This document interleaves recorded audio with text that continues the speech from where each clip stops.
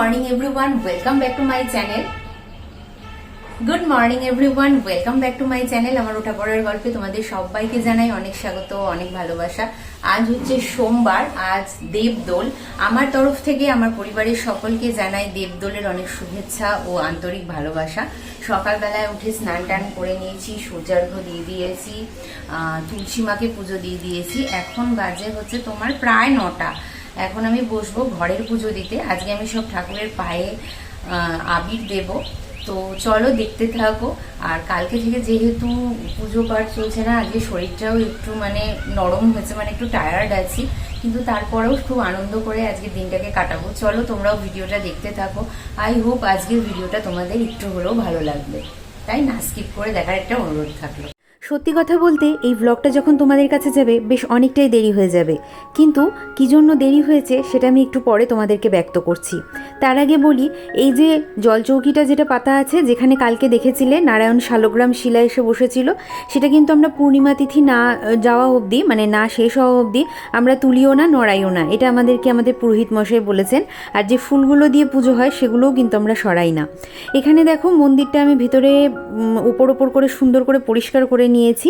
আর এখন শিব ঠাকুরকে নামিয়ে নিয়েছি, তার স্নানের বিধি শুরু করব। যেহেতু আজকে পূর্ণিমা না, আমি সমস্ত ঠাকুরকেই এখানে অঘরু আর গোলাপ জল দিয়ে সুন্দর করে স্নান করিয়ে দেবো। স্নান অর্থাৎ মুখ হাত পা মোছানো।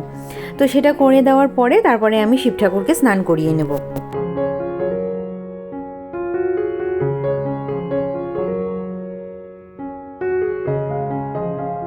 পুজো পাঠ করলে না আমার মন ভীষণ শান্ত হয়ে যায়।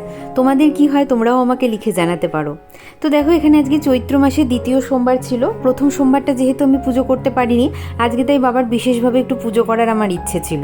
তো এখানে পঞ্চামৃত বানিয়ে নিয়েছিলাম আর গঙ্গা জলে দিয়েছিলাম একটু কর্পূর। আর প্রত্যেক সোমবারই অবশ্য আমি পঞ্চামৃত করে থাকি। খুব কম হয় যে এই সোমবারগুলোতে আমি পঞ্চামৃত করাতে পারি না, তাও দুধ গঙ্গা জল ঢালার একটা চেষ্টা করেই থাকি। তো যাই হোক, আজকে আমি আর মা দুজনে মিলেই কিন্তু শিব ঠাকুরের পুজো দিয়েছিলাম। আর পূর্ণিমা তিথিও ছিল, তো একটা মনের মধ্যে কি বলবো শান্তি ফিলও হচ্ছিল যে খুব সুন্দরভাবে তাদের পুজো দেব। আর এখানে দেখো, আজকে সকালবেলায় যে মা কিন্তু অনেক ফুলমালা জোগাড় করে এনে রেখেছে। আজকে আসলে সকালবেলায় আমি ঘুম থেকে উঠতে অনেকটা দেরি করেছিলাম, কেন কি তোমরা জানোই যে কালকে সারা দিন আমাদের প্রচুর খাটনি গেছিলো, তো শরীর চলছিল না, কিন্তু মা কিন্তু ঠিক টাইমে যেয়ে সব কিছু জোগাড় করে এনেছিল। এখানে দেখো, মা লক্ষ্মীর জন্য একটা পদ্ম ফুলও মা জোগাড় করে এনে রেখেছিল। আর আমি ভাবলাম কি জগন্নাথ ঠাকুরকেও একটা মালা পরাই। তো এই হলুদ রঙের ফুলের ফুলের যে কি বলে এটাকে, যাই হোক সেটা ছিল বাড়িতে, তো সেটাকে দিয়ে মালা বানিয়ে নিয়েছি। আর এখানে দেখো আবির নিয়ে নিয়েছি। তো সব ধরনের আবির এই ফুলগুলোর মধ্যে লাগিয়ে ভগবানের শ্রীচরণে দিচ্ছি। এতে কি হবে, আসনটাও খুব একটা নোংরা হবে না, প্রভুদের গাও নোংরা হবে না, আর আমার সুন্দর সবার শ্রীচরণে পুষ্প নিবেদন কিন্তু করা হয়ে যাবে। তো এইভাবে তোমরাও কিন্তু তাদের চরণে আবির দিতে পারো। আর দেখো, মন্দিরটা ভীষণ নোংরা হয়ে গেলে বা ঠাকুরের গা নোংরা হয়ে গেলে আমরা তো প্রত্যেক দিন ঠাকুর তুলে আবার স্নান টান করাই না, শুধু বৃহস্পতিবারেই ঠাকুর ওঠেন নিজের জায়গা থেকে। তো তাদের গা নোংরা হয়ে গেলে আমার নিজের খুব খারাপ লাগে যে তারা হয়তো একটা নোংরার মধ্যে বসে আছে, তাদের হয়তো খারাপ লাগছে বা তারা হয়তো অস্বস্তি ফিল করছে। তো সেটার জন্যই আমি এইবার দিলাম, কিন্তু অন্যান্যবার কিন্তু আমি শ্রীচরণেই দিয়ে থাকি, কিন্তু এবার ভাবলাম যে না, ফুলটাই তো শ্রীচরণে যাচ্ছে, তাহলে এইভাবেও দেওয়া যেতে পারে।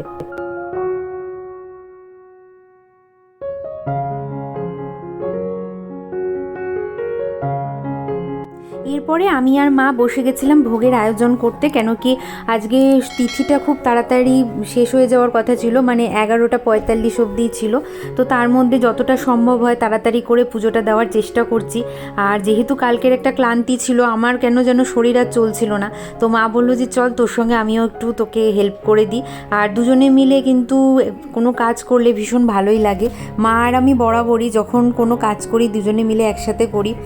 ভাইও তাতে অনেক সাহায্য করে দেয়। তো দেখো এখানে ভাই কিন্তু আজকে অনলাইনে সমস্ত মিষ্টি এনেছিল, মনে হয় রাধারমন মল্লিক কে থেকে আমাদের মিষ্টিগুলো আজকে এসেছিল, না বলরাম মল্লিক রাধারমন মল্লিক, সরি নামটা ভুল বলেছিলাম।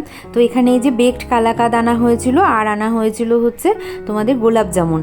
তো সবকটা মিষ্টি আমার তো দেখে তখন খুব ভালো লাগছিল, কেন কি আগের দিন মিষ্টিটা খুব মানে একদম নষ্ট বেরিয়েছিল বলে আমার মনটা এমনিই খারাপ ছিল। আর যেই জিনিস আমি ঠাকুরকে খারাপ দিই বা লোকজনকে যদি আমি কোনো খারাপ কিছু খাওয়াই, আমার আর মায়ের ভীষণ মন খারাপ থাকে। আমাদের মনে হয় যে ভালো জিনিসটাই দেওয়া উচিত। আমি নিজে যখন ভালো খাচ্ছি, তাহলে আমার আরাধ্য বা আমার আশেপাশের যারা আছেন যে সমস্ত মানুষরা, তাদেরকে যেন আমরা একটু ভালো খাওয়াতে পারি।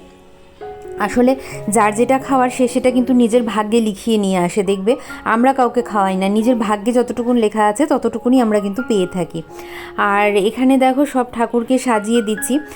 কোনো জিনিস যখন আমরা উপোস করে থাকি না, তখন তো চেখে নিয়ে আসাটা সম্ভব হয় না। আর যদি কারোর জন্য কিনেও থাকি, সেটাও যে আমরা সবসময় টেস্ট করে কিনে আনতে পারি তা কিন্তু না। এদিক দিয়ে যদি একটু আমাদের মিষ্টির স্থানীয় দোকানরা যদি একটু ভালো হয়, মানে একটু যদি সততা তারা দেখায়, তাহলে মানে আমাদের ভালো লাগবে আর কি। তো এখানে 3 রকমের ফল দিয়েছিলাম আর 2 রকমের মিষ্টি দিয়ে আমি সুন্দর করে সাজিয়ে নিয়েছি। এখন সবাইকে জল দিচ্ছি, আর তারপরে সুন্দর করে ফুল, তুলসীপত্র, দূর্বা, বিল্লপত্র দিয়ে নিবেদন করে দেবো।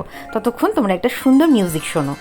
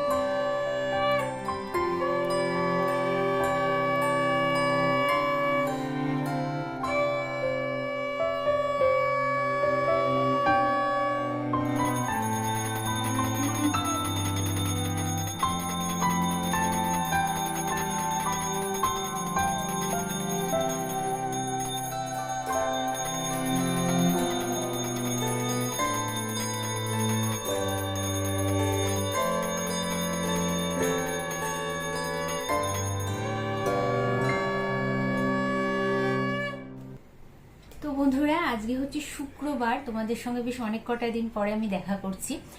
কি হয়েছিল বলো তো, হোলির দিন তো একটা তোমরা জানোই বাইরে একটা উৎসবের মরশুম চলে, গান বাজনা সবই চলে, তো সামনাসামনি এসে তোমাদের সঙ্গে আর কথা বলতে পারিনি। তো মানে পরপর 2-3 দিন আমাদের এখানে গান বাজনা ফাংশন হয়েছে, রাতের বেলা তো ফাংশন হচ্ছিল। আর তারপরে 2 দিন আমাদের একটু আশেপাশেও মানে বাড়িগুলোতে প্রোগ্রাম ছিল।